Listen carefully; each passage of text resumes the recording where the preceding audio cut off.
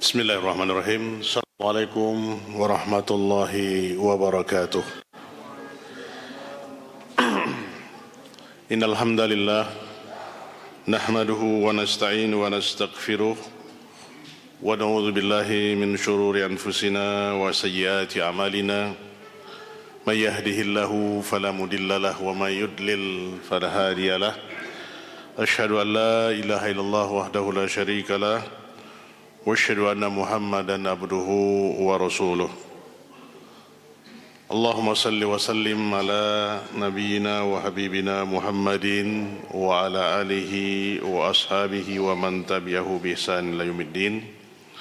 Amma ba'du, fa inna asdaqal hadithi kitabullah wa khairul huda huda Muhammadin sallallahu alaihi wasallam.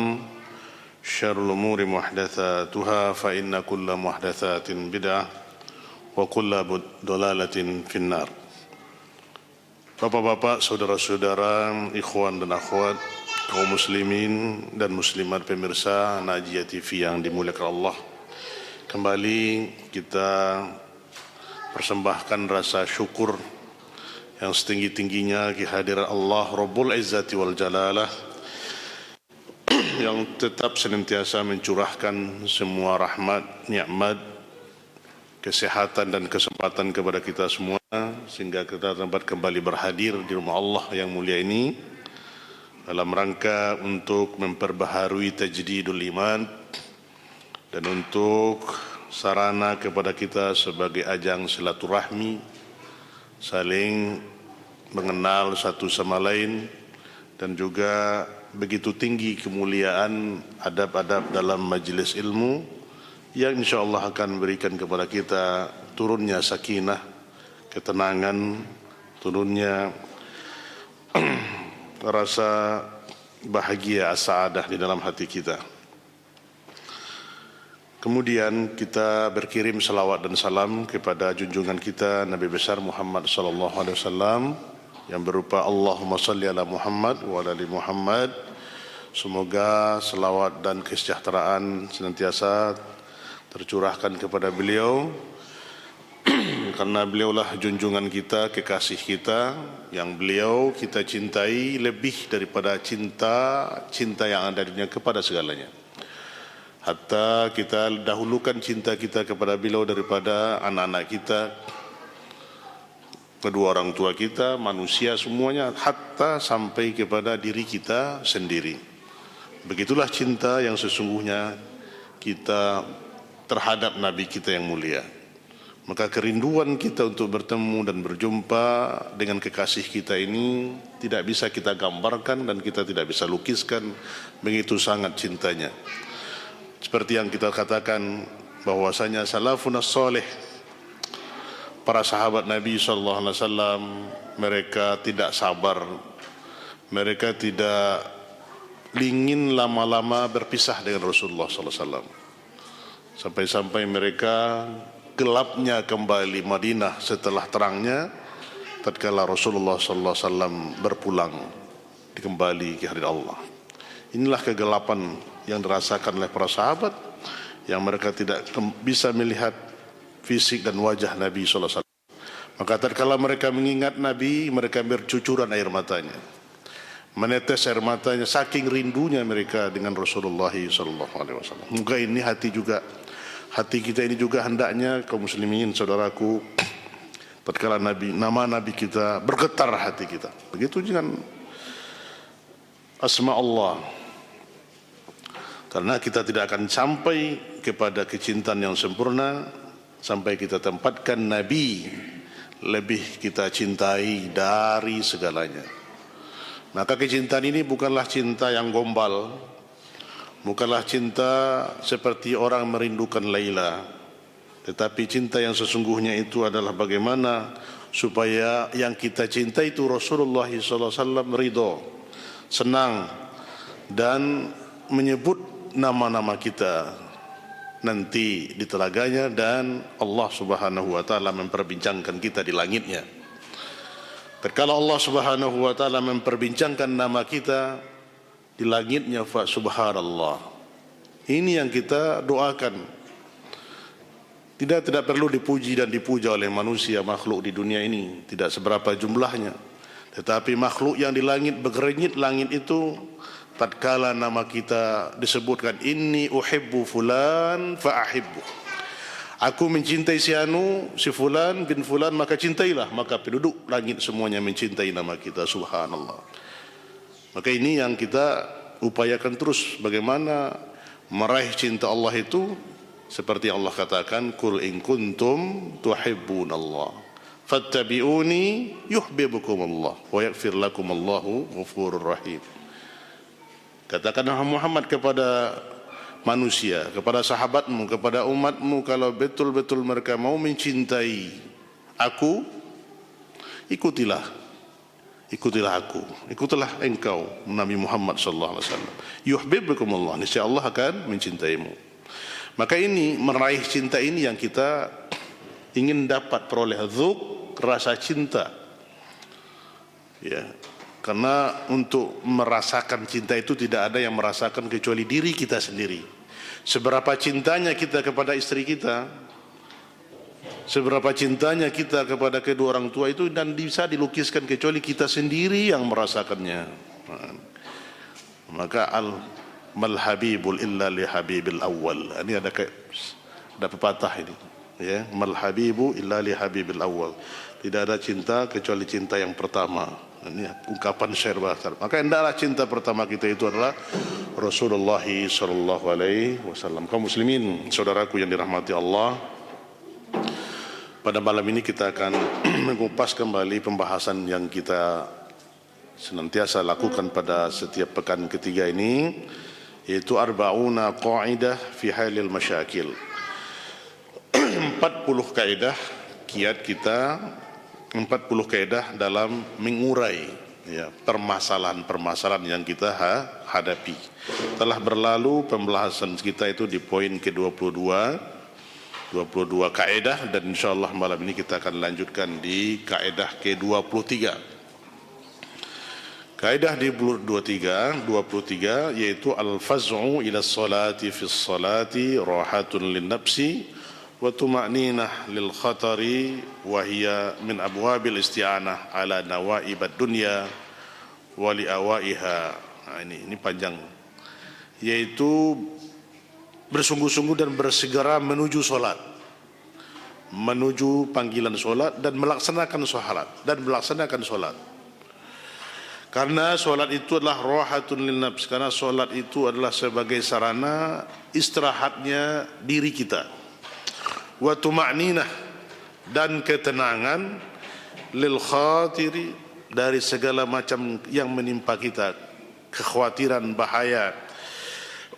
Dan dia itu adalah salah satu sarana, salah satu pintu untuk meminta tolong akan bencana ujian dunia yang akan menimpa kita. Nah, ini panjang judulnya, tapi pembahasannya kita lihat, ya, singkat saja. Kita lihat nanti beberapa poin. Ikhwas sekalian mulka Allah.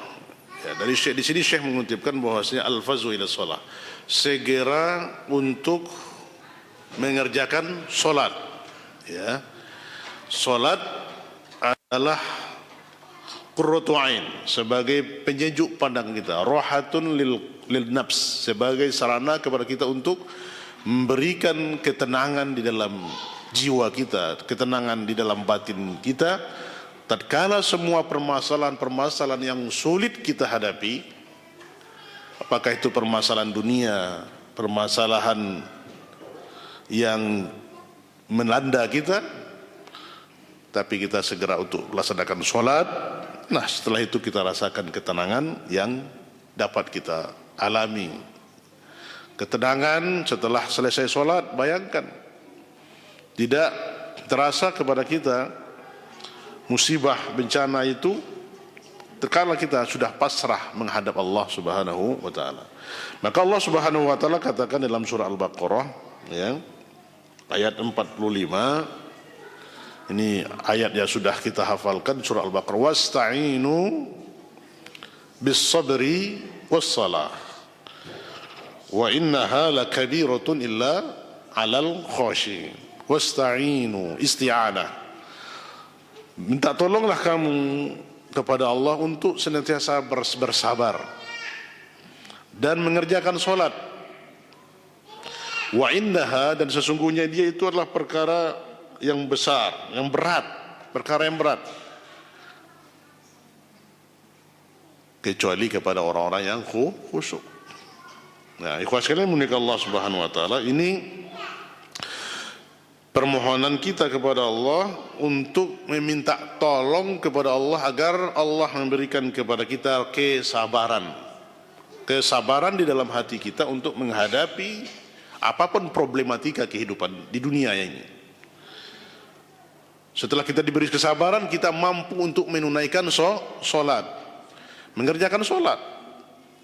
Karena walaupun ini ringan menurut orang yang sudah biasa, tapi sangat berat bagi yang tidak biasa mengerjakan solat. Subhanallah, kalau kita masya Allah, ikhwas sekalian mungkin Allah, ya, kita berjaga-jaga seperti ar-ribat, seperti berjaga di perbatasan, insya Allah hati kita senantiasa terpaut kepada masjid. 5 waktu sehari semalam terpaut hati kita ke masjid. Subhanallah, ini jaminan kepada kita akan dipayungi nanti di saat tidak ada payung kecuali payung dari Allah. Dan ini salah satu kategorinya, rajulun qalbuhu mu'allaqun bil masajid, yaitu seorang pria, seorang laki-laki yang hatinya sentiasa terpaut kepada masjid. Maka ini adalah jaminan dari Allah dan Rasulullah sallallahu alaihi wasallam, keistimewaan kepada kita yang mampu melaksanakan solat berjamaah di masjid. Masya Allah, mudah langkah-langkah yang kita lakukan, yang kita jalankan ke masjid Allah. Tapi di sana banyak yang sangat-sangat berat bagi mereka untuk menunaikan solat. Bahkan menunaikan solat di rumah pun mereka sangat berat untuk melakukannya. Padahal waktu yang mereka lalui habis tanpa berfaedah. Nah, ikhwas sekalian, kita lihat ada beberapa faedah yang terkandung dalam firman Allah ini di dalam surah Al-Baqarah ayat 45 ini, beberapa faedah yang mesti kita ketahui, ya. Yaitu ada 7 faedah yang kita ambil kutip dari ayat ini. Yang pertama, bagi yang ingin meraih kebahagiaan dunia dan akhirat, nah ini kata Syekh di sini, bagi siapa yang ingin meraih kebahagiaan as-sa'adah fid dunya was-sa'adah fil akhirah, ya, maka minta tolonglah pada Allah dengan bersabar dan solat. Nah, ini kata kunci, ikhwas sekalian. Maka barang siapa di antara kita yang tidak mau mendapatkan kebahagiaan di dunia dan di akhirat. Nah, kunci untuk mendapatkan kebahagiaan di dunia dan di akhirat ini tidak ada lain resepnya kecuali yang Allah tawarkan di dalam firman-Nya ini.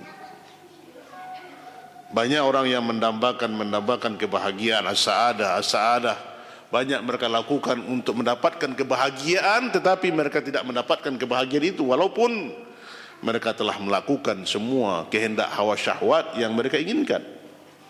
Naudzubillah, mereka telah melakukan beratus-ratus, barangkali beribu-ribu kali perzinaan, tetapi rasa kebahagiaan itu tidak dapat, dan mereka dirasuki rasa ketakutan dan semuanya terus dengan kemaksiatan itu yang mereka lakukan.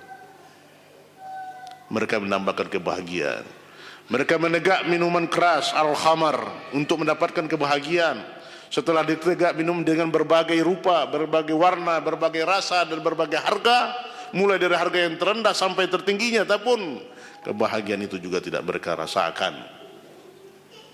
Pecandu narkoba katanya mendapatkan kebahagiaan, faliyadzubillah, tidak. Setelah mereka lakukan semuanya adalah mereka merasakan kesusahan demi kesusahan, kesulitan demi kesulitan hidup yang tidak pandang silih berganti mereka hadapi. Nah, ikhwas sekalian dimulakan, Allah tawarkan kepada kita. Barang siapa yang ingin di antara kita ingin meraih kebahagiaan ini yang kita dambakan, maka minta tolong kepada Allah.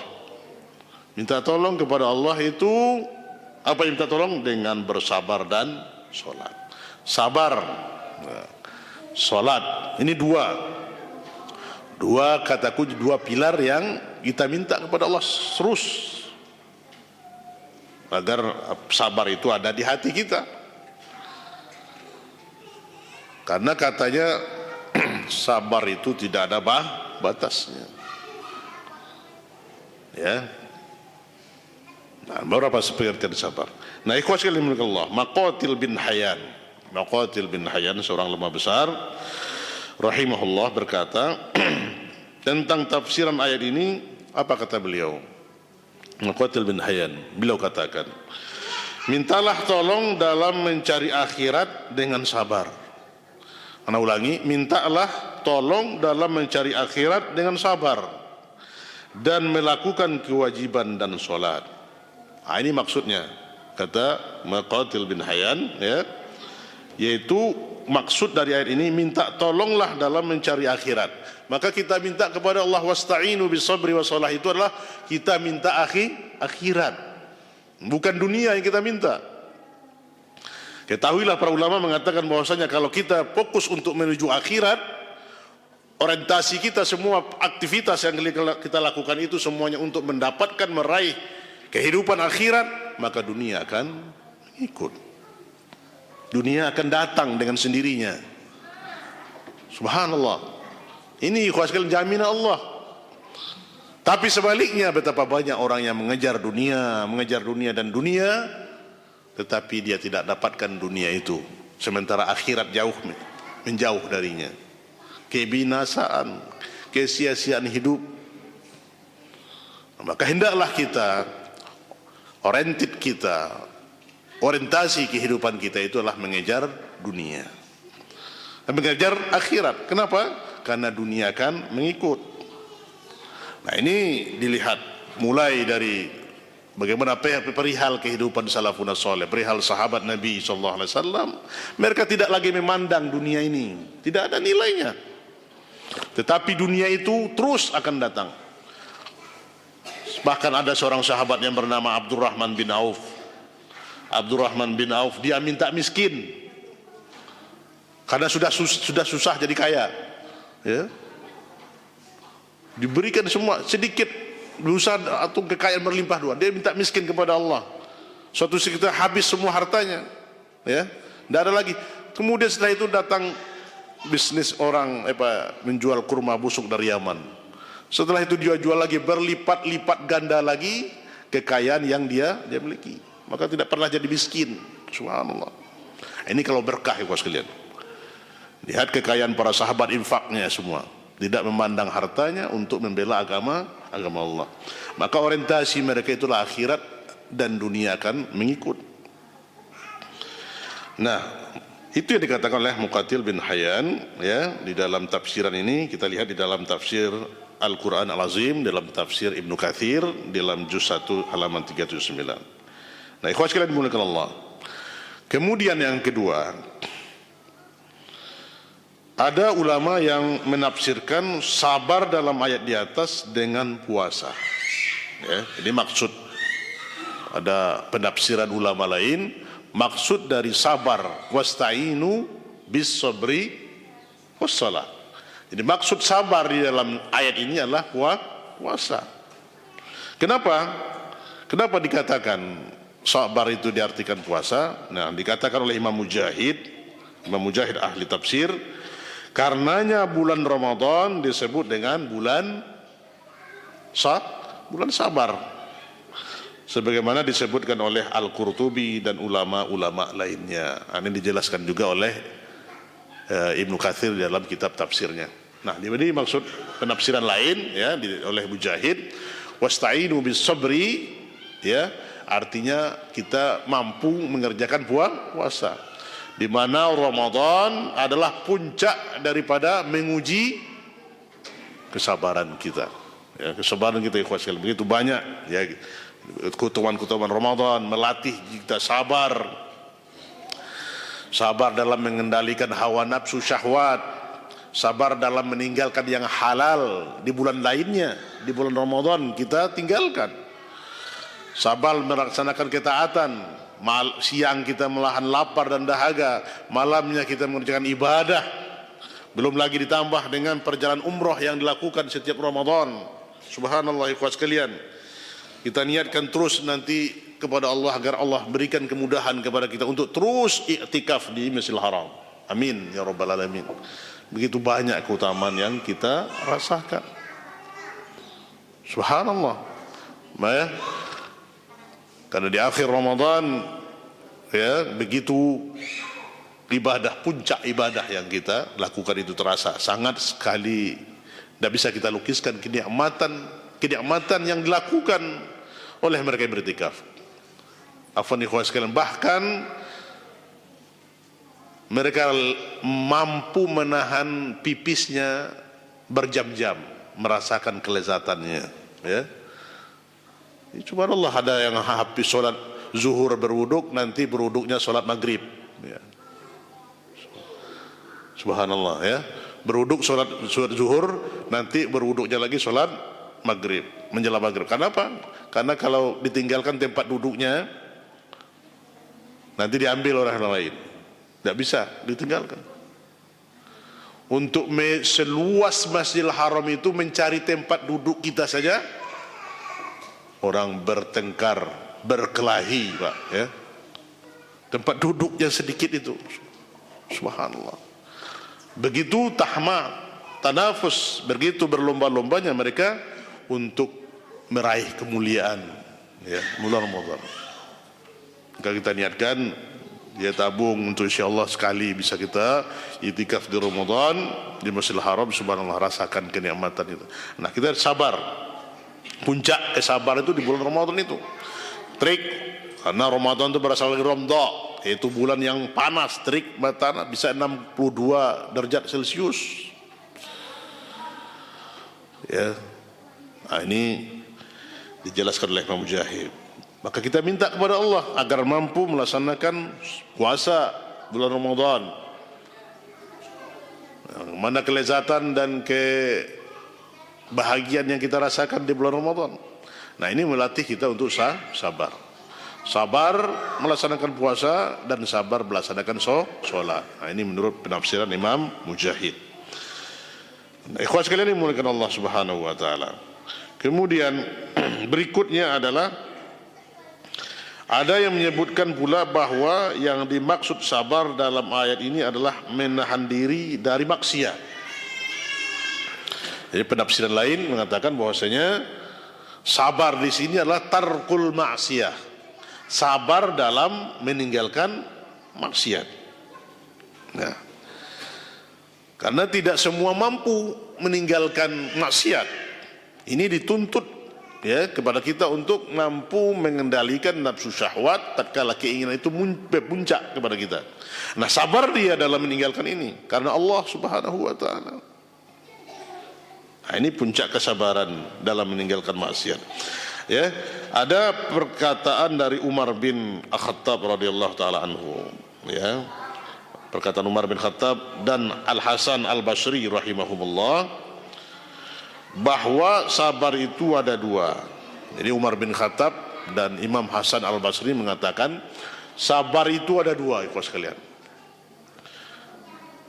Yang pertama, sabar dalam menghadapi musibah. Yang pertama, sabar dalam menghadapi musibah dan ujian.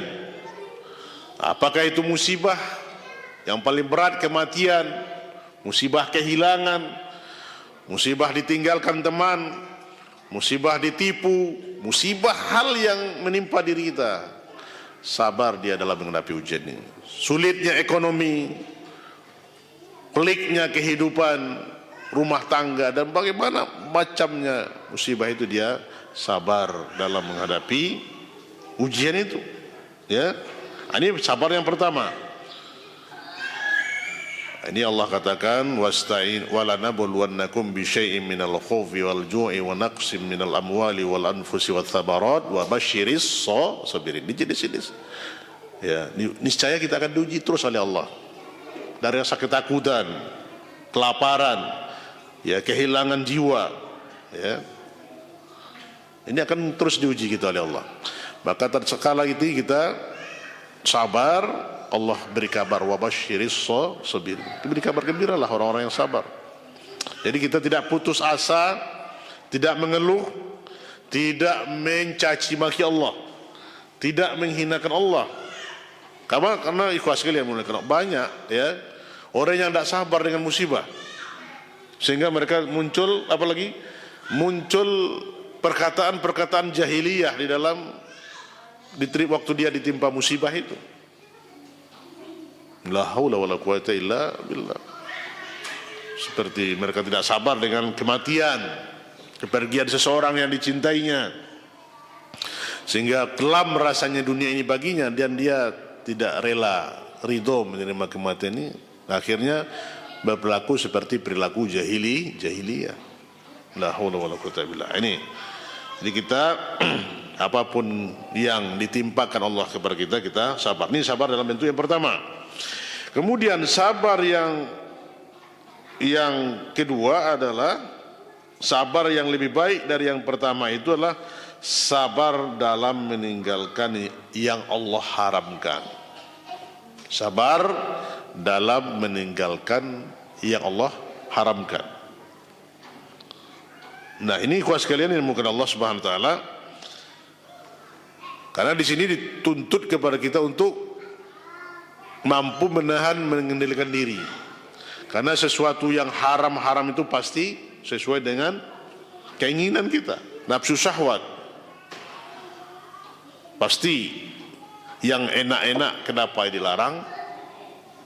Karena itu yang akan memberikan mafsadat, kerusakan. Dan ini ya dituntun kita untuk bersabar menghadapi meninggalkan maksiat ini. Nah, berlalu kisah-kisah ya bahwasanya orang-orang yang sabar dalam meninggalkan maksiat ini ya seperti kisah 3 orang yang tertutup oleh pintu gua, dan sering mereka bertawassul kepada Allah dengan amal soleh yang mereka lakukan. Tawassul, kita boleh melakukan tawassul ikhwas sekalian ya. Tawassul itu artinya tawassul masyru'. Kita boleh menyebutkan amalan utama kita kepada Allah agar dilepaskan daripada kesusahan hidup kita. Yang 3 ini pemuda yang mereka ditutup oleh pintu gua, dan mereka ya menyebutkan amalan yang mereka lakukan. Ada seorang yang berbakti ya kepada orang tuanya, dia mendahulukan orang tuanya ketimbang anak-anaknya. Akhirnya pintu gua terbuka. Kemudian datang satu lagi yang sabar dalam menghadapi harta titipan ya. Kemudian harta itu berkembang ya, kemudian setelah orang pemiliknya datang diambil semuanya ya. Dibuka pintu lagi, kemudian datang yang terakhir itu dia mampu menahan nafsu syahwatnya ketika mau berzina dengan anak pamannya. Padahal itu sudah ada di hadapannya peluang untuk berzina, tapi dia takut kepada Allah Subhanahu wa taala.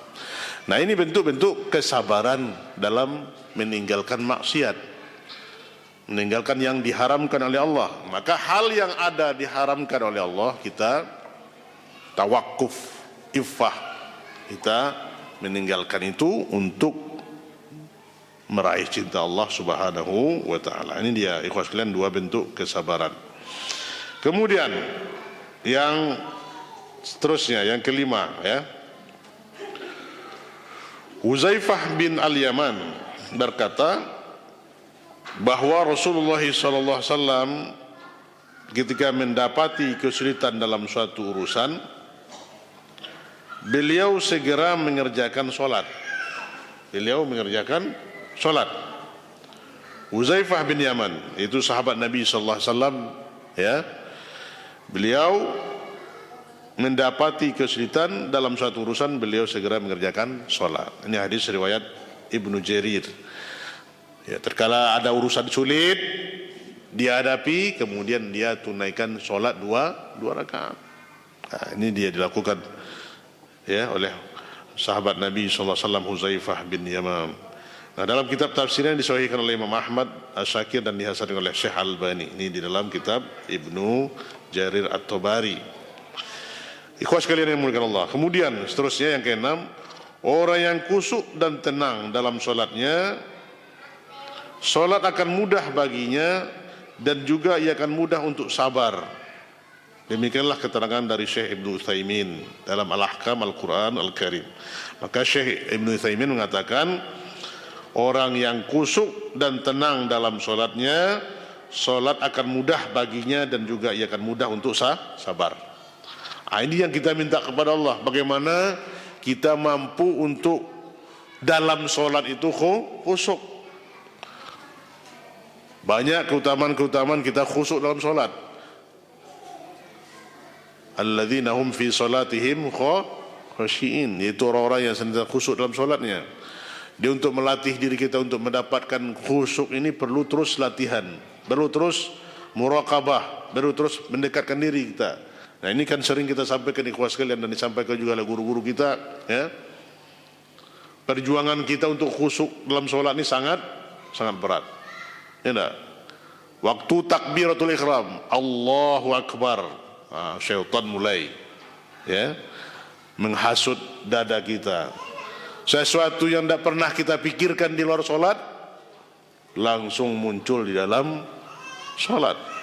Subhanallah, ya. Langsung muncul, ini yang saya lakukan besok, ini akan terjadi. Begitu was-was dari syaitan. Maka kita terus berjuang untuk agar khusyuk.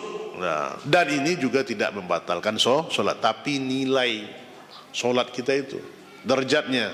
Maka satu sama lain kita dalam satu shaf itu bertingkat-tingkat derajat solat yang kita lakukan, nilainya insyaallah. Ini butuh perjuangan kepada kita, dan agar diberikan oleh Allah kepada kita khusyuk dalam solat, ya, dan mudah untuk mendapatkan sabar. Ini kata Syekh Muhammad bin Utsaimin tentang maksud dari wasta'inu bis sabri was shalah. Kemudian ikhwas sekalian, yang ketujuh, yang terakhir dalam pengertian ini, sabar akan memudahkan segala macam urusan. Jadi sabar akan memudahkan segala macam urusan. Begitu pula solat yang merupakan timbangan iman dan dapat mencegah dari perbuatan keji dan mungkar, akan memudahkan berbagai urusan. Nah, ini ya, dengan kesabaran itu semua urusan akan dimudahkan oleh Allah. Fa inna ma'al usri yusra, inna ma'al usri yusra. Bahasanya sesungguhnya bersama kesulitan itu ada kemudahan, dan diulangi lagi oleh Allah, bersama kesulitan itu ada kemudahan. Maka sesulit-sulit apapun urusan kita, pasti akan ada jalan keluarnya. Maka apapun masalah yang kita hadapi, jangan putus asa. Tidak boleh kita berputus asa dari rahmat Allah. Namun kita berusaha untuk tegar keluar dari masalah itu, masalah yang sulit, dan berupaya terus. Dan Allah akan bukakan pintu kesabaran. Ya, seperti permasalahan yang paling sulit dialami oleh kita itu apa itu?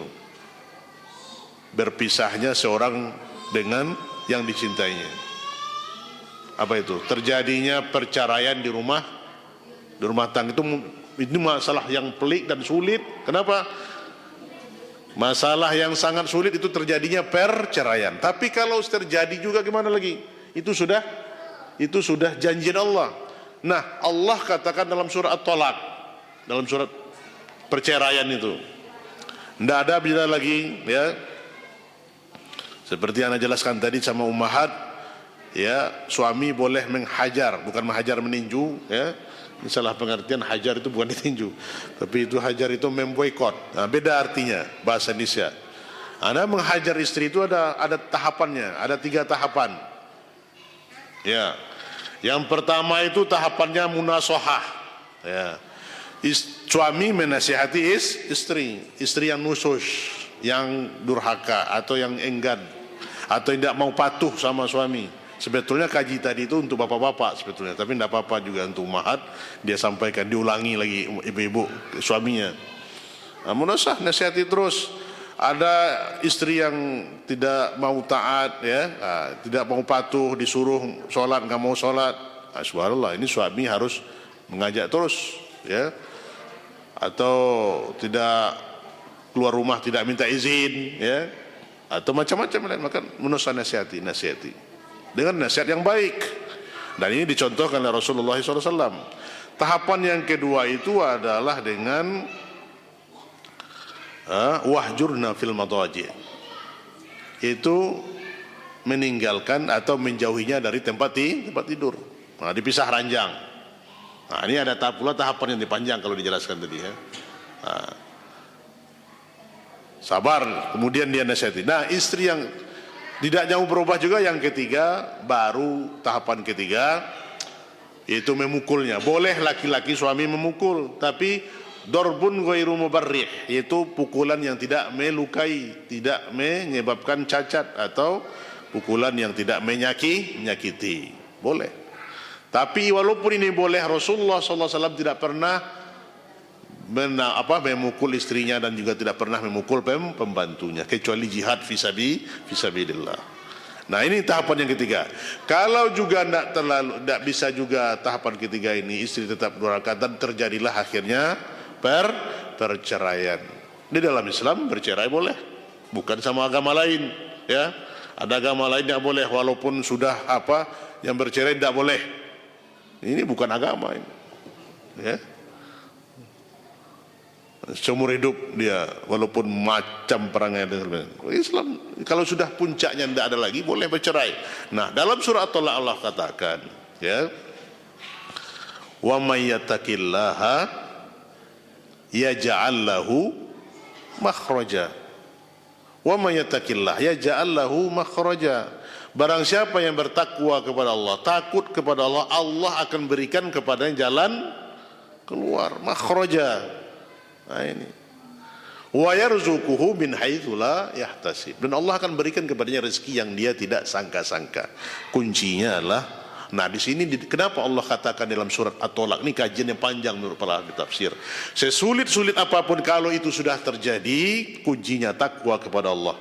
Perpisahan sudah terjadi, perceraian sudah terjadi, takutlah pasang suami tadi, karena itu sudah ketentuan Allah. Tapi dia harus bertakwa kepada Allah, dan Allah pasti akan berikan jalan keluar. Apa jalan keluarnya? Mungkin pasangannya itu tidak cocok sama dia. Setelah dia bercerai dengannya, datang suaminya yang soleh yang mendambakannya, atau datang istrinya yang soleh yang mendampinginya. Nah, ini kalau terjadi perceraian. Nah, kita tidak tahu apa yang hikmah dikandung gitu. Tapi ini kunci kesabarannya. Bagaimana ikhwah sekalian, kita dijamin oleh Allah, apapun, sesulit apapun, jalan keluar pasti akan diberikan oleh Allah Subhanahu wa ta'ala. Maka ini, ya, sabar yang akan memudahkan segala urusan kita. Tidak ada lagi tempat kita mengadu, tempat kita menyambutkan hasa kita, kecuali kepada Allah, jangan kepada yang lain, ya. Urusan sulit, urusan payah, kita mengadu kepada manusia. Akhirnya apa? Urusannya tambah sulit. Tidak, mengadu pada manusia, dia beban dia saja sudah banyak, datang lagi beban kita. Tapi hendaklah mengadu kepada Allah. Wa ma asku bathi wa huzni ilallah. Tidaklah aku menyebutkan kesulitanku dan kesedihanku, ya, kecuali kepada Allah Subhanahu wa ta'ala. Keluhkan kesulitan hidup kita, kepayahan hidup kita kepada Allah Subhanahu wa ta'ala. Ikhwati wa akhwati azallahu ikum jami'an, kita lanjutkan setelah Syekh menguraikan tadi faedah dan kandungan daripada wasta'inu bis sabri was salah, ya, ada 7 poin. Ini bahasannya bagaimana melatih jiwa-jiwa kita ini menjadi orang-orang yang betul-betul sabar, ya, mendapat kemuliaan dan mampu untuk mengerjakan solat, mampu terus menunaikan solat, ya, karena mengerjakan solat ini itu akan mengurai ya segala macam kesusahan, segala macam kesulitan yang kita lakukan. Dan bahkan Rasulullah SAW untuk lepas dari kepenatan hidupnya, bagaimana sulitnya Rasulullah SAW. Beliau sebagai seorang Rasul, beliau seorang Nabi, beliau sebagai kepala rumah tangga, beliau sebagai seorang imam, begitu banyak permasalahan, banyak yang dia hadapi. Ya, kalau kita ini mungkin bisa memimpin satu ya, mungkin satu usaha, ya, begitu sulitnya, enggak? Ada mungkin antum jadi seorang kepala bengkel, ya enggak? Berapa sulitnya, mungkin punya karyawan 2 atau 3 orang, itu saja sudah macam. Atau menjadi pimpinan suatu perusahaan atau pimpinan suatu instansi, organisasi, sangat banyak pelik untuk menghadapi ini. Apalagi mental pegawai sebagai pimpinan, ya banyak tipenya. Ada tipe drum, ya, tipe drum itu kalau didorong baru turun. Tapi kalau sudah didorong, ini susah berhentinya. Ya, ini itu kadang kita kaji dalam ilmu manajemen itu. Ada yang tipenya itu tipe pahe bulu ameh, istilahnya. Pahe bulu ameh itu apa? Kalau tidak ditokok dia pahe, ya. Kalau ditokok ameh, ini susah. Ada pula tipe paku, ditokok baru jalan. Banyak tipe-tipenya. Ini dihadapi, ya, sangat sulit. Nah, seorang yang mampu memanagenya, maka dia akan berhasil. Maka ikhwah sekalian, kalau kita memimpin suatu lembaga, sekurang-kurang, kita kan semuanya pemimpin. Kullukum ra'in wa kullukum mas'ulun an ra'iyati. Sekurang-kurangnya kita pemimpin bagi rumah tangga kita. Memimpin istri, memimpin anak saja kita begitu banyak, enggak masalah, ya, banyak. Apalagi ya ini pimpinan di suatu lembaga ini banyak. Nah, Rasulullah SAW sebagai kepala negara, sebagai pemimpin umat, sebagai pengatur strategi dan semuanya begitu banyak. Ya, permasalahan, belum lagi ya serangan, belum lagi mengatur strategi siasat dan segala macamnya. Ya, tentu berjenjang-jenjang levelnya, ikhwah sekalian. Nah, apa resep? Apa yang dilakukan oleh Rasulullah SAW untuk melakukan itu, untuk supaya tenang dia menghadapi masalah itu?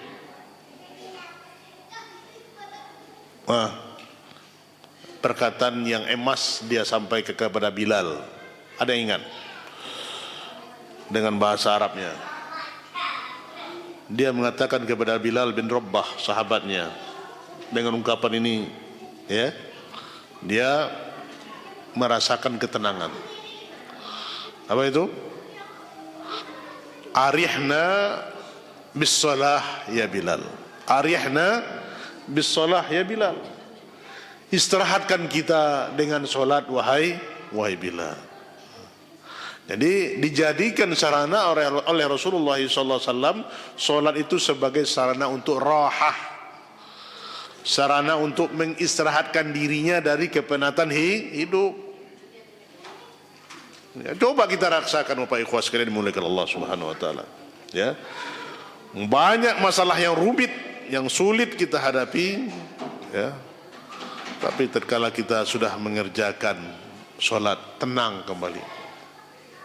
Terasa seperti apa itu ya? Seperti komputer di apa istilah itu? Di restart, apa namanya? Di start ulang. Baru lagi. Kalau HP ini kalau nggak diinstal ini dia rusak dia. Ini kembali fresh, ya. Terasa sakinah setelah kita sholat itu. Ini tingkatan yang tinggi sekali. Maka itulah keistimewaan kita umat Islam. Keistimewaan kita ya sebagai pengikut Rasulullah SAW. Maka Allah tidak membiarkan kita hidup dengan penuh kesulitan dan kepayahan setiap hari. Kalau tidak sholat, ini di situ dulu. Ya, sudahlah hidup kita susah, ya, payah, apalagi tidak sholat. Kapan mendapatkan ketenangan itu? Tidak ada lagi. Jadi mereka mau mencari bahagia, tapi tidak mau sholat, tidak akan mendapatkan kebahagiaan itu sendiri. Nah, ini kata Rasulullah kepada Bilal, arihna bis salati ya Bilal, istirahatkan kita dengan sholat wahai Bilal. Maka ini sarana kepada kita untuk ya mengistirahatkan diri kita dalam sholat. Wa fis shalah, kata Syekh, wa fis salati nabatha syakwa wal huznu ila Allah azza wa jalla fis sujud. Nah, ini kita rasakan di dalam sholat itu ada tumbuh rasa kerinduan, ya, tumbuh rasa kerinduan, rasa untuk mengadu dan rasa sedih.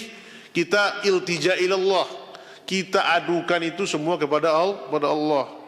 Maka dalam sujud, ya, keluhkan semua yang kita keluhkan kepada Allah Subhanahu wa taala. Apalagi di tengah malam, di waktu-waktu manusia semuanya niam, tidur, kita bangun, kita sholat, sujud, kemudian kita kadukan permasalahan kita kepada Allah Subhanahu wa taala. Karena kata Rasulullah SAW, aqrabu aida, sedekat-dekatnya seorang hamba dengan Rabbnya, wa huwa fis sujud. Atau kama qala Rasulullah SAW. Maka sedekat-dekatnya kita dengan Allah Sang Khalik itu adalah waktu kita sujud. Faktharu fiha doa, berbanyak padanya doa. Nah, ini ikhwas sekalian, ya, terperbanyak waktu sujud itu doa kepada Allah, menghurai, mengatasi permasalahan-permasalahan kehidupan yang kita hadapi. Nah, di sini bentuk penghambaan kita. Tidak ada yang mulia, tidak ada kita ini yang hebat, tidak ada kita ini yang kaya dan semua macamnya. Semua kita sujud kepada Allah, menghinakan al-khudu' ilallah. Itu akan menghapuskan rasa kesombongan, keangkuhan kepada manusia. Coba letakkan kening kita yang mulia ini di tempat sujud. Ekor kita lebih tinggi daripada jidat kita. Itulah penghambaan kita yang sesungguhnya kepada Allah. Jadi kita tidak ada yang mulia, tidak ada yang terhormat di dunia ini, kecuali perbedaan kita itu adalah satu sama lain, takwa kita kepada Allah Subhanahu wa taala. Nah, di sini rasa, ya, rasa khudu ini, ketundukan kita kepada Allah, karena kesempatan kepada kita untuk mengadukan semuanya permasalahan kita dalam sujud. Jangan kita mengeluh kepada manusia, tetapi mengeluhlah kepada Allah Subhanahu wa taala. Hatta, ya, sampai kita minta suatu yang ringan, ya, para sahabat Nabi SAW hatta meminta, ya, harta itu kepada Allah Subhanahu wa taala. Minta langsung kepada Allah, tidak minta kepada manusia. Nah, ikhwas sekalian dimuliakan Allah, wa izharu dzul lahu wal iksar baina yadillah. Nah, jadi menampakkan kehinaan, adzul, ya, bagaimana kita dalam sholat itu betul-betul merasa terhina, menghinakan diri kita. Tidak ada kemuliaan, ya, di dalam diri kita kecuali kemuliaan Allah Subhanahu wa taala. Ini apakah Allah kita agungkan, kita besarkan dengan rasa pengagungan yang sesungguhnya, ya, dan kita sekarang itu berada di hadapan Allah Subhanahu wa taala. Lihat bagaimana kekhusyuan kita kalau kita berhadapan dengan Allah langsung. Itu kita berupaya agar kita fokus menghadap Allah, tidak mau berpaling hati kita kepada yang lain. Nah, rasa ini yang harus kita perjuangkan terus dalam dada kita waktu kita sedang sholat. Nah, fawallahi, kata Syekh, dengan maka demi Allah, maka fawallah, demi Allah, innaha la ni'matun azimah. Demi Allah, itulah nikmat yang paling agung. Nikmat yang paling agung waktu kita sholat, apalagi dalam waktu sujud. Ya, ini nikmat yang paling agung yang kita rasakan. Kita merasa tidak ada apa-apanya di hadapan Allah Subhanahu wa taala. Kita ini kecil, lemah, hina, ya. Kita akui akan kelemahan diri kita kepada Sang Khalik, Allah yang maha besar, Allah yang maha atas segalanya. Dan ini yang meraih, ya, cinta dari Allah, pengagungan kita kepada Allah yang sesungguh-sungguhnya. Ini nikmat. Nikmat ini tidak akan dirasakan kecuali orang yang khusyuk di dalam sholat. Orang yang khusyuk di dalam sholatnya. Nah, itu tadi kaitan dengan surat ayat yang pertama tadi. Minta tolonglah terus kita kepada Allah agar kita mampu khusyuk di dalam sholat ini. Nikmat. Nah, Syekh katakan natawaddu wa nusalli, ya, kita berwuduk. Sebelum kita menghadapkan wajah kita kepada Allah, kita bersihkan anggota wuduk kita, tubuh kita dari hadas, dari kotoran. Kita bersih. Ini, ya, umat Islam itu harus bersih. Mana kebersihan diri? Ya, hanya ini panjang cerita kajiannya bagaimana kebersihan umat Islam, yaitu 5 kali dia berwudu. Nah, minimal, ditambah lagi dengan sholat sunat, atau tidak pernah putus wuduknya. Ini subhanallah, ikhwas sekalian, ini adab yang harus kita kerjakan. Kalau putus wuduknya langsung berwuduk, jangan putus wuduk, ya. Kenapa? Ini juga rahasia Bilal bin Rabah. Sendalnya sudah terdengar di dalam surga. Tidak pernah putus. Sesulit apapun kita, yang wuduk tetap kita batal wuduk terus. Wuduk. Ya, maka ini salah satu keutamaan kita menjaga wuduk. Ya. Ada air, ya, kita dimanapun di safar perjalanan kita. Kadang kita safar sulit buka sepatu, ada keringanan rusak. Mashul ajawrab, ya, sapu kaos kaki, atau safu an-na'al, sandal kita, atau trompa kita, atau sepatu. Nah, ini artinya apa? Kita tidak mau putus wuduk kita. Nah, ini kita pertahankan. Nah, tawadhu, bagaimana kita berwuduk? Ya, bersih. Kita bersihkan pakaian kita. Wa tusalli, kemudian kamu mengerjakan salat, ya. Wa qad khali bainaka wa baina rabbik la hajiza wa la hajib. Nah, ini subhanallah. Dalam salat itu kita salat, maka bersendirilah kita antara kita dengan Allah Subhanahu wa taala. Tidak ada lagi pembatas, tidak ada lagi penghalang bagi kita dengan Allah Subhanahu wa taala. Ini waktu kita berada di dalam saf itu, kita sekarang sedang bermunajat, sedang menghadap Allah Subhanahu wa taala. Apalagi kalau kita sholat munfarid, sholat sendirian, sholat qiyamul lail, ya. Nah, ini kita rasakan bagaimana khalwah, ya. Ini dipakai oleh orang-orang sufi ini, khalwat, ya. Seperti menyendiri. Menyendiri itu maksudnya apa? Boleh kita menyendiri dengan Allah, tapi bukan dengan ritual berkhalwat, ya. Khalwat itu Rasulullah dulu berkhalwat di dalilnya berkhalwat di Gua Hira. Nah, kemudian dia berkhalwat. Itu dalam tataran sufi itu yang paling tinggi, itu khalwat. Ada lagi setelah itu uzlah, ya. Uzlah itu menyendiri, ya, itu bertapa itu. Tidak ada dalam Islam bertapa. Enggak ada berkhalwat menyendiri. Ya, nah kita dalam solat, kalau kita itu yang berkhalwat kita dengan Allah Subhanahu wa taala, ya, dalam solat. Kenapa? Kita sedang menghadapi Allah Rabbul Izzati wal Jalalah. Tidak ada batasan antara kita, penghalang antara kita dengan Allah. Innaha ni'matun azimah, sesungguhnya itulah nikmat yang paling agung, ya, paling agung. Nikmat kita berhadapan dengan Allah. Subhanallah. Kita berhadapan dengan pemimpin saja, Pak, ya. diundang kita, apalagi kalau kita nanti diundang ke istana menerima penghargaan. Betapa bahagianya hati kita, ya. Kita menyiapkan segala sesuatunya untuk itu. Nah, sekarang raja ini presiden di hadapan kita. Subhanallah, ini raja di raja, Malikul Muluk, raja dari raja-raja dunia ini, ya, Allah Rabbul Izzati wal Jalalah, yang sekarang kita setengah berhadapan dengannya. Nah, tentu kita berjuangkan hati kita tidak mau berpaling kepada yang lain. Segera untuk fokus, ya, kita berhadapan dengan Allah. Nah, ini nikmat yang mulia, yang agung. Fi wasatil masakil wahzan, dalam banyaknya masalah atau kegundah gulanaan, kesedihan yang kita rasakan, ya. Jadi walaupun banyak masalah, kesulitan hidup, kepayahan, ya, kita sudah berada di hadapan Allah, kemudian turun ini rasa ketenangan itu, rasa kebahagiaan, nikmat tadi.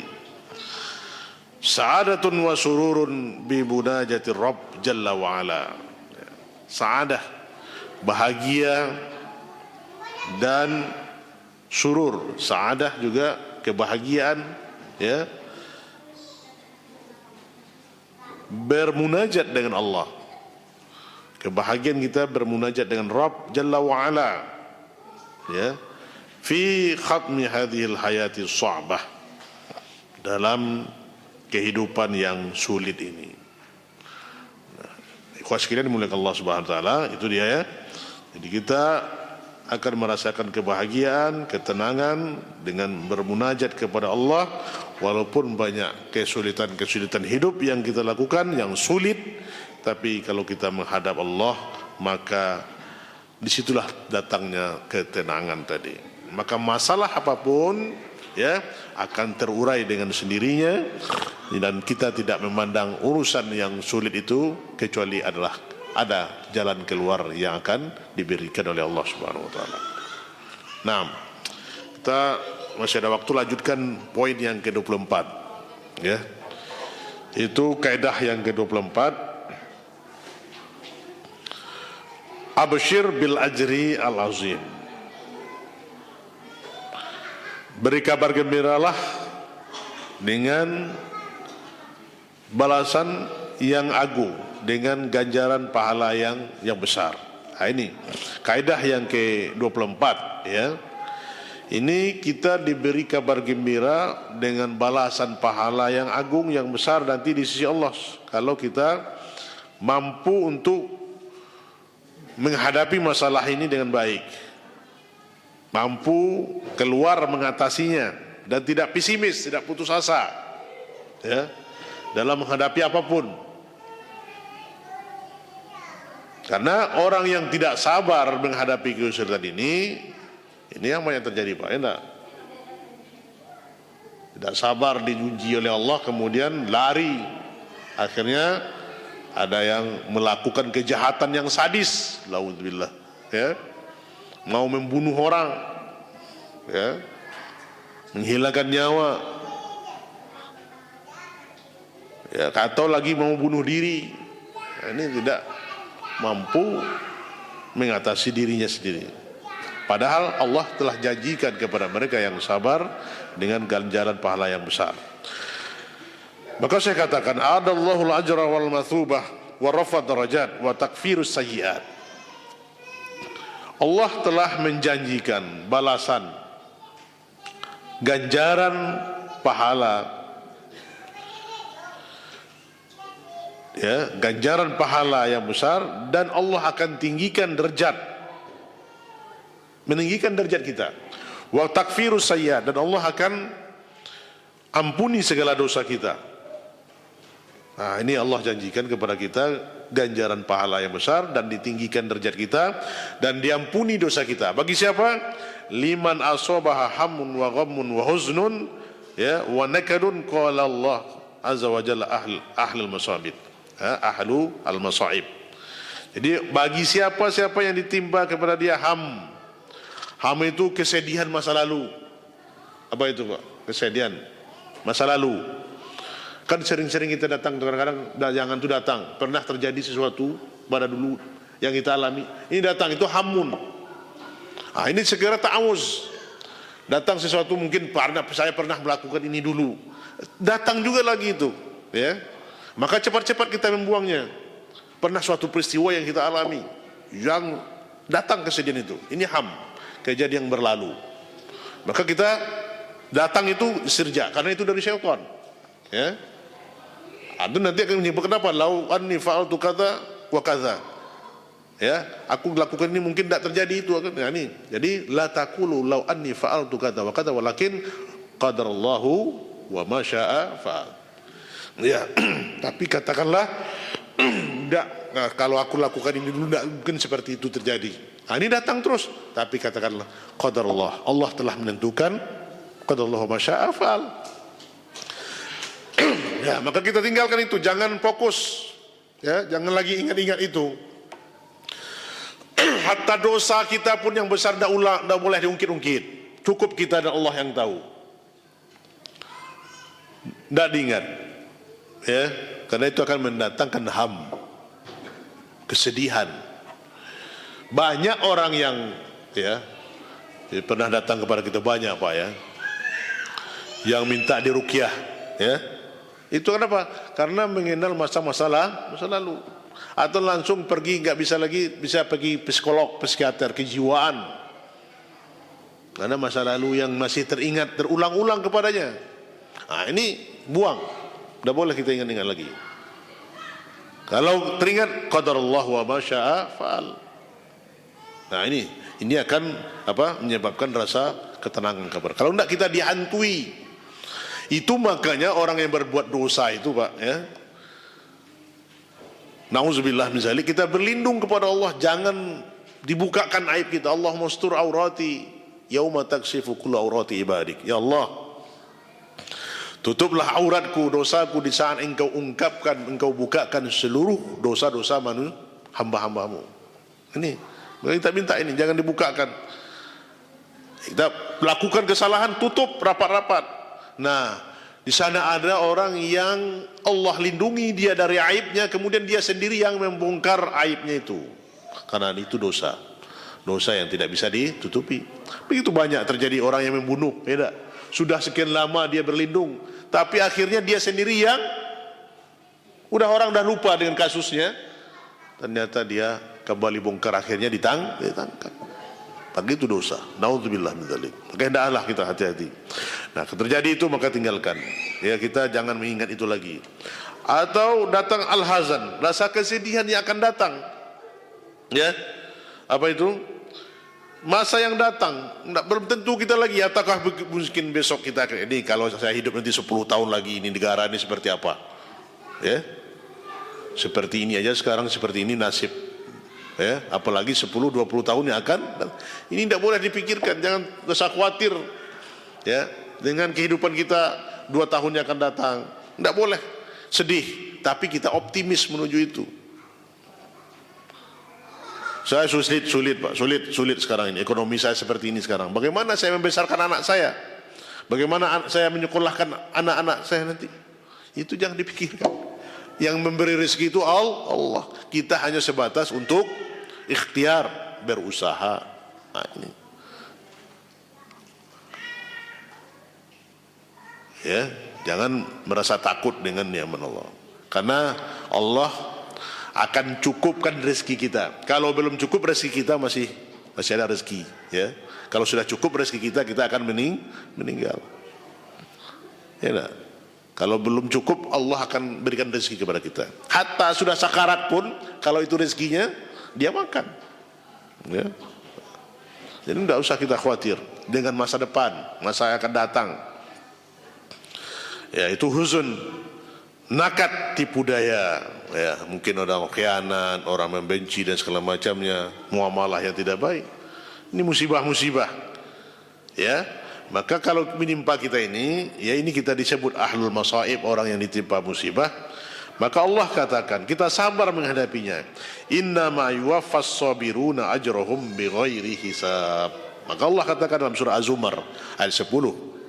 Innama yuwaffas sabirun. Sesungguhnya Allah akan mencukupi, Orang-orang yang sabar, pahala ganjaran bagi mereka itu tanpa batas, bighairi hisab. Maka Allah berikan pahala ganjaran bagi siapa yang sabar menghadapi ya kegundah gulanan masa lalu, kesulitan hidup yang dihadapi sekarang, dan kepayahan hidup yang akan datang. Dia tidak pikirkan itu, tapi dia sabar, maka Allah akan berikan kepadanya ganjaran tanpa batas, pahala yang besar sekali. Nah, ini ikhwan sekalian yang dimuliakan Allah ya. Dengan demikian kita akan akan merasa tenang, enjoy ya. Tidak masalah buat kita sesulit apapun. Misalnya kalau sekarang kita dililit utang, ya hutang tidak tentu mungkin bisa membayarnya. Tapi kita jangan berazam untuk tidak membayar hutang, tapi bertekad untuk membayar hutang. Tapi kalau Allah belum berikan rezeki, kita terus berupaya untuk ikhtiar. InsyaAllah Allah akan berikan jalan keluarnya. Terkadang begini, banyak orang yang dililit hutang, kemudian tidak mampu lagi berfikir, akhirnya mengakhiri hidupnya dengan bunuh diri. Lihat sekarang ini, sudah main la haula wala, sudah diberi rezeki oleh Allah yang banyak, kemudian main judi online, ya tak? Harta yang banyak sudah hancur, akhirnya banyak dililit hutang. Banyak kita lihat kasusnya, tidak sabar menghadapi kehidupan, ya, akhirnya mengakhiri dengan mati bunuh diri. Falyazubillah min zalik. Ini maka kita hati-hati ya menggunakan aplikasi judi online dan segala macam. Ini menyusahkan. Tidak ada akan berhasil orang yang karena maisir judi itu sudah Allah haramkan, najis. Ya, najis. Jadi macam bentuknya, ragamnya Pak ya.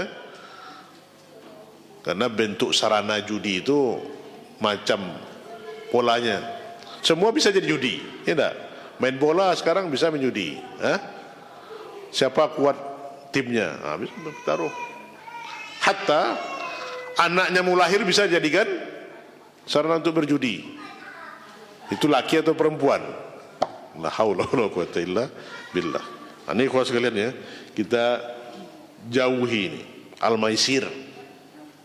Tidak akan beruntung kita ya, apalagi kita berlindung hari ini sarana-sarana itu ya yang memudahkan untuk memanfaatkan fasilitas, tapi kita dibuai akhirnya keterpurukan, kesusahan dan kesulitan hidup yang kita alami. Nah, dikatakan oleh Rasulullah SAW dalam Sahih Bukhari dan Muslim, muttafaqun alaih hadisnya, di mana Nabi kita yang mulia SAW katakan, ma yusibul mu'min min wasabin wala nasabin wala hammin wala haznin wala ghammin wala adha hatta saukata yusakuha illa kaffarallahu biha min khotoyahu. Subhanallah. Ini ikhwan sekalian, ganjaran yang disampaikan oleh Rasulullah SAW kepada kita. Tidaklah menimpa seorang mukmin ya dari kesulitan dan kepayahan, kesedihan dan kegundah gulanaan di masa yang akan datang ya, wala ghammin wala adza, dan tidak pula penyakit atau sesuatu yang menjelek atau sesuatu yang buruk menimpa dia yang terjadi, hatta syaukata, sampai duri, satu duri yang menusuk dianya ya, kecuali Allah akan ampuni dengan sebab itu kesalahan dan dosanya ya. Allah akan ampuni dengan sebab itu. Satu ditusuk duri saja kita akan diampuni dosa kita oleh Allah Subhanahu wa taala. Apalagi masalah yang lain, sulit ya, yang rumit, kita ya bersabar menghadapinya. Nah, kemudian itu akan diberi ganjaran oleh Allah Subhanahu wa taala dengan pahala yang berlimpah. Nah, ini khasilan yang dimulai Allah Subhanahu wa taala ya. Maka tatkala ya Umar bin Khattab radhiyallahu taala anhu, tatkala copot sandalnya atau tali sandalnya, sandal. Wahina qata'a syabh na'li Umar bin Khattab, Apa yang dilakukan Umar bin Khattab? Istirja. Dia kembalikan itu kepada Allah. Sampai sebegitu ringannya dia copot tali sendal itu, dia istirja langsung kepada Allah. Itu kan ujian. Kullu ma sa'a musibah. Ini kata Umar, setiap yang jelek itu adalah musibah. Istirja, inna lillahi wa inna ilaihi raji'un. Nah, itu yang kita harus tanamkan di ikhwas kalian. Ya, kita istirja, ya. Musibah datang, pulangkan segera kepada Allah Subhanahu wa ta'ala. Allah lah yang akan memberi jalan keluar dengan masalah itu. Nah, kemudian Ibnu Abid Dunya, waqala Ibnu Abid Dunya, kanu yarjuna fi hima lailatin kafaratun ma madha minadz-dzunub. Ya, adalah mereka mengharapkan, ya, kepada Allah untuk mereka itu dilindungi pada malam harinya dan diampuni apa yang telah berlalu dari dosa. Mereka minta penjagaan terus kepada Allah, himayatullah, minta terus penjagaan dari Allah kepada kita. Malam tatkala kita tidur, siapa yang menjaga kita? Tidak ada yang menjaga kita kecuali Allah. Siapa yang, ya, itu kepasrahan yang kita tundukkan waktu kita tidur. Orang lain kita tidak tahu untuk menjaga diri kita, ya. Kalau datang maling misalnya ditutup dengan bantal, kita sudah meninggal. Begitu dekatnya kita dengan kematian. Dekatnya kita dengan kematian waktu itu.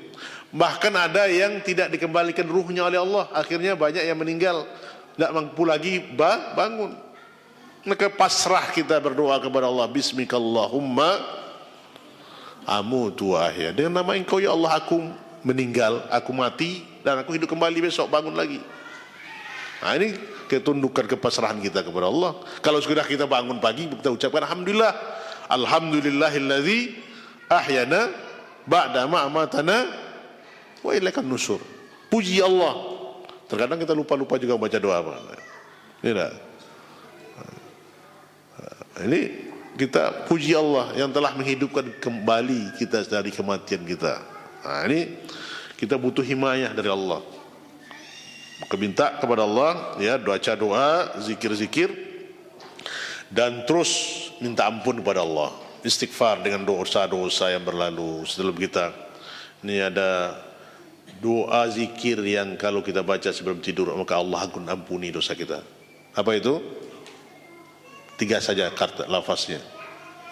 Astaghfirullahalazim alladzi la ilaha illa huwal hayyul qayyum wa atubu ilaih. 3 kali kita baca. Astaghfirullahalazim alladzi la ilaha illa huwal hayyul qayyum wa atubu ilaih. 3 kali kita baca, Allah akan ampuni dosa-dosa kita. Nah, ini sebelum kita tidur. Ini ringan, ya. Tapi kita terus kenang siapa hari ini yang kita tidak melakukan kesalahan, dosa terus menumpuk. Kalau kita mungkin tidak sadar, bertambah dosa kita. Maka waktu malam itu pasrahkan diri kita, kita serahkan jiwa raga kita itu kepada Allah. Kalau Allah berkehendak besok pagi diberikan nyawa kepada kita, alhamdulillah. Tapi kalau Allah berkehendak dia mencabut nyawa kita, kita sudah rela. Mungkin ini yang terbaik bagi kita untuk menghadap Allah, ya. Maka kita berwuduk sebelum tidur, baca ayat kursi, baca zikir ini, dan pasrahkan diri kita kepada Allah. Artinya apa? Kita sudah menyerahkan sepenuhnya jiwa raga kita kepada Allah. Nah, ini ya rasa ini yang harus kita terus lakukan. Wa qala Imam Nawawi mengatakan fi Syahril Muslim inda qauli Nabi sallallahu alaihi wasallam, dalam menafsirkan, ya, perkataan Nabi SAW ini, ma min muslim yusaku bisyakutin fama fauqaha, ya, dikatakan oleh Imam Muslim. Apa perkataan Rasulullah SAW? Tidaklah salah seorang muslim dia dicucuk oleh apa namanya, apa bahasa Indonesia itu, ditusuk oleh duri, ya, ditusuk oleh duri atau yang lebih dari itu, illa katabalahu biha darajah, kecuali Allah angkatkan dengannya itu 1 derajat, ya. Wa muhyat anhu biha khotoyah, kemudian Allah hapus darinya satu kesalahan. Nah, dalam riwayat lain dikatakan illa rafa'allahu biha darajah, kecuali Allah angkat derajatnya. Aw hatta anhu khotiyah, atau Allah hapuskan darinya kesalahan. Ya. Qala, dia katakan, ya, dikatakan oleh Imam Muslim, wa fi hadzal ahadis. Nah, ini kata Imam Muslim menjelaskan perkataan Rasulullah sallallahu alaihi wasallam ini, wa fi hadzal ahadis bisyaratun azimatun lil muslimin. Dalam hadis ini ada tergandung bisyarah. Bisyarah itu adalah kabar gembira. Kabar gembira yang agung, yang besar bagi seorang muslim, bagi kaum muslimin. Fa innahu qalla an yanfaqal wahid minhum sa'atun min syai'in min hadhil umur wa fihi takfir al khotoya, ya. Karena sesungguhnya tidaklah sesuatu yang menimpa engkau, ya, satu saat, ya, dari urusan-urusan atau dari satu perkara itu, ada satu waktu kita ditimpa dengan ujian itu, dia ditusuk duri atau yang lebih dari itu, kecuali itu akan mengampuni dosa kita. Wa fihi takfir, mengampuni dosa-dosa kita, dan ya akan menghilangkan daripada kita sakit, ya, menghilangkan dari kita sakit dan kesusahan atau musibah dunia, ya, atau kegundah gulanaan yang kita alami, kecuali Allah akan berikan darinya, yaitu jalan keluar masyaqqah. Nah, ini ikhwas sekalian dimuliakan Allah Subhanahu wa taala, ya. Kaidah yang ke-24 ini, di mana untuk mengatasi permasalahan problematika kehidupan kita itu dengan janji yang Allah sediakan kepada kita yang banyak. Absyir bil jannah al-azim. Mudah-mudahan, ya, kita semua senantiasa diberi kekuatan oleh Allah Subhanahu wa taala untuk bisa menghadapi problematika kehidupan kita ini, dan terus tawakal kepada Allah sambil berikhtiar, dan terus meniti jalan ini dengan sebaik-baiknya di bawah tuntunan agama Allah dan Rasulnya sallallahu alaihi wasallam. Wallahu taala alam bisawab. Mungkin ini dua kaidah yang kita bahas malam ini. Semoga menambah wawasan kita, dan kita cukupkan demikian kajian kita ini benar dari Allah dan salah datang dari syaitan. Namun ampun, kita tutup dengan khatam majelis. Subhanakallahumma wa bihamdika asyhadu an la ilaha illa anta astaghfiruka wa atubu ilaik. Wassalamualaikum warahmatullahi wabarakatuh.